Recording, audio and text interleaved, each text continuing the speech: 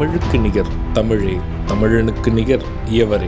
2 அடியில் நம்மால் எதுவும் செய்ய இயலாது என்று எண்ணும் மனிதனிடத்தில் 2 அடி குரலில் எதையும் நம்மால் செய்ய முடியும் என நம்பிக்கையை ஊக்குவித்தது திருக்குறள்.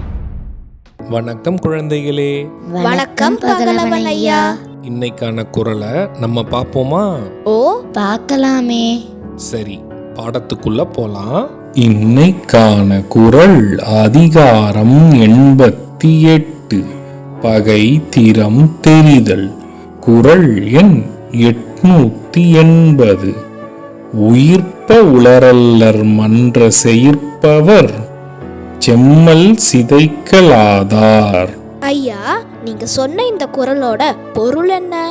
இதுக்கான பொருள், உயிர் மூச்சோடு உழவுபவர் உயிர் வாழ்பவர் ஆக மாட்டார். பகைவருடைய ஆதிக்கத்தை வென்றொழிக்கும் திறமை இல்லாதவர். இதுக்கு ஒரு உதாரணம் சொல்லுங்களேன்.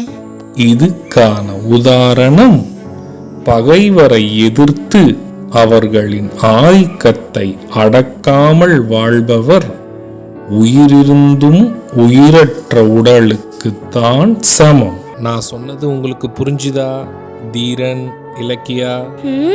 நல்லா புரிஞ்சுது ஐயா. இனி இந்த குறள் எங்களுக்கு மறக்கவே மறக்காது. சரி பசங்களா, நாளைக்கும் இதே மாதிரி சுவாரஸ்யமான குறளை பார்ப்போம். நீங்க வீட்டுக்கு போன உடனே என்ன பண்ணணும்? இன்னைக்கு நாங்க படிச்ச குறளை அப்பா அம்மா கிட்ட சொல்லி காட்டுவோம்.